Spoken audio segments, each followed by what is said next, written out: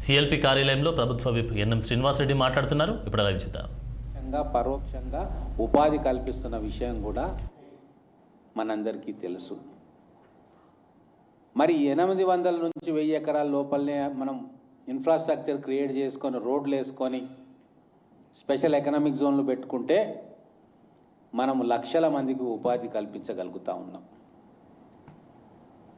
మరి భవిష్యత్తుకు మనం ఏం చేయాలా? ఈ 10 సంవత్సరాల్లో బీఆర్ఎస్ ప్రభుత్వం ఏం చేయలే, రియల్ ఎస్టేట్ వ్యాపారం తప్ప.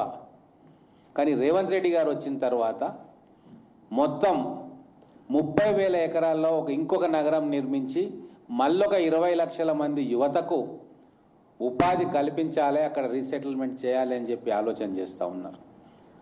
గ్రామీణ తెలంగాణ ప్రాంతంలో ఉన్న యువతకు స్కిల్ డెవలప్మెంట్ శిక్షణలు ఇచ్చి మారుతున్న ట్రెండ్స్ ప్రకారం ప్రపంచంలో ఏ బ్లూ కాలర్ వర్క్స్ అయితే మనకు జాబ్స్ మనకు వస్తాయో, ఏ ఏఐ రిలేటెడ్ జాబ్స్ మనకు వస్తాయో వాటిల్లో మన యువతకు ట్రైనింగ్ ఇప్పియాలా.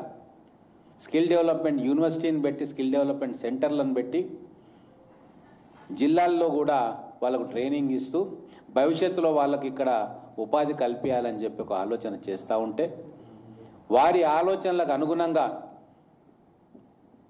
మల్టీనేషనల్ కంపెనీస్, పెద్ద పెద్ద కంపెనీలు ఈ హైదరాబాద్లో భారత్ ఫ్యూచర్ సిటీలో ఇన్వెస్ట్మెంట్ చేస్తూ ఉన్నారు. మహీంద్రా అండ్ మహీంద్రా అధినేతనే దానికి మెంటర్గా ఉన్నారు. ఇట్లా 7 సెక్టార్స్లో దిగ్గజాలను మెంటర్స్గా పెట్టినాం. క్లియర్గా డిపిఆర్ తయారైంది. ఆల్మోస్ట్ ఎక్కడ ఆ ఫ్యూచర్ సిటీ అనేది గ్రౌండింగ్ అయిపోతే మేము ఉనికి కోల్పోతాము అని ఆలోచన చేసి అమెరికాకు పోయి మన తెలంగాణ పరువును తీసే ప్రయత్నం చేస్తూ ఉన్నారు.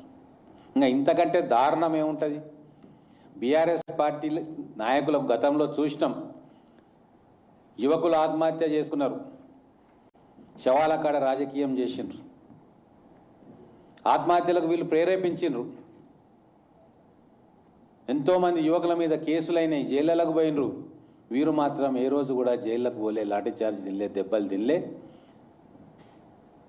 స్టేడియం గ్యాలరీలో కూర్చొని కింద బాక్సింగ్ రింగ్లో జనాలు కొట్లాడుకుంటుంటే ఆనందించే మనస్తత్వం ఉన్న కుటుంబం. అధికారం వచ్చిన తర్వాత అనుభవించిండ్రు. ఉద్యమకారులకు ఒక్క కుర్చీ కూడా ఇయ్యలే, వాళ్ళకు సదుపాయాలు కలిగేలే. పూర్తిగా 10 ఏళ్ళు అధికారం అనుభవించి అన్ని పోర్ట్ఫోలియోలు కుటుంబం దగ్గరనే పెట్టుకొని వేల కోట్ల రూపాయల ఆస్తులు సంపాదించుకొని ప్రజలు బండకేసి కొడితే ఈరోజు ప్రతిపక్ష పాత్రలో ఇమడలేక గింజుకుంటున్నారు. లీడర్ ఆఫ్ అపోజిషన్ అసెంబ్లీకే రాడు, బయటికి రాడు. మళ్ళా మేము అధికారంలోకి వస్తామని చెప్పి వీళ్ళు కలలు కంటా ఉన్నారు. అయ్యా, బీఆర్ఎస్ నాయకులందరికీ ముఖ్యంగా కేటీఆర్ గారికి, హరీష్ రావు గారికి నేను చెప్పేది ఏంటంటే, మీరు ఎన్ని రకాలుగా ప్రజల్లో విష ప్రచారం చేసినా మీ మీద కంటే ఎక్కువ విశ్వాసం కాంగ్రెస్ ప్రభుత్వం మీద, రేవంత్ రెడ్డి గారి మీద కంపెనీ ఓనర్లకు ఉంటుంది.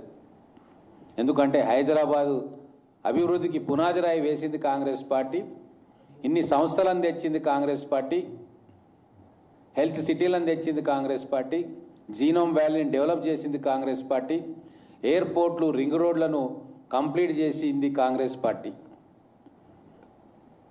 లక్షలాది మంది యువకుల కలలను చెరిపే ప్రయత్నం హరీష్ రావు గారు చేస్తూ ఉన్నారు. అమెరికానే పోయి ఎందుకు పెట్టిండంటే, అక్కడ ఉన్న ఎన్ఆర్ఐస్ అక్కడ పరిస్థితి బాగలేదు కాబట్టి, అక్కడ ఇబ్బందులు ఎదురవుతూ ఉన్నాయి మన ఎన్ఆర్ఐలకు. అక్కడ ఎన్నో కంపెనీలు స్థాపించుకొని ఉన్నారు. వాళ్ళందరూ రిటర్న్ వద్దామని ఆలోచన చేస్తూ ఉన్నారు. భారత్ ఫ్యూచర్ సిటీల అవకాశాల కోసం వాళ్ళు సంప్రదిస్తూ ఉన్నారు ప్రభుత్వాన్ని. పెద్ద కంపెనీలను మళ్ళీ ఇక్కడ రీస్టార్ట్ చేద్దామన్న ఆలోచనలు కొన్ని వేల మంది ఎన్ఆర్ఐలు నిర్ణయం తీసుకుంటూ ఉన్నారు. దాన్ని ఆదిలోనే అడ్డుకోవాలి అని చెప్పి వాళ్ళ మనసుల్లో భయాలను కలిగించే ప్రయత్నం అమెరికాకి వెళ్ళి హరీష్ రావు గారు చేయడం అనేది తెలంగాణ భవిష్యత్తు గొంతు కోయడం మాత్రమే అని చెప్పి నేను తెలియజేస్తా ఉన్నా. ఎవరైనా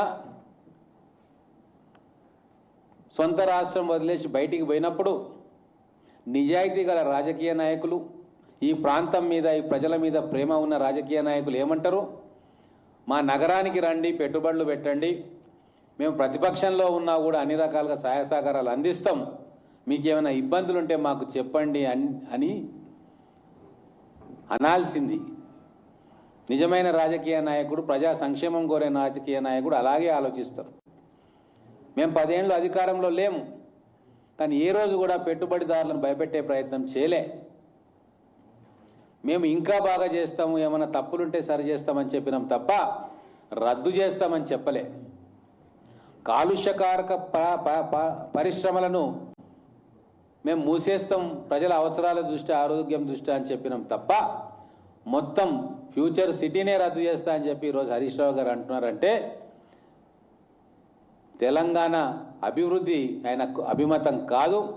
కేవలం అధికారం కోసం, కాంగ్రెస్ పార్టీకి పేరు రాకుండా ఉండడం కోసం ఎంతవరకైనా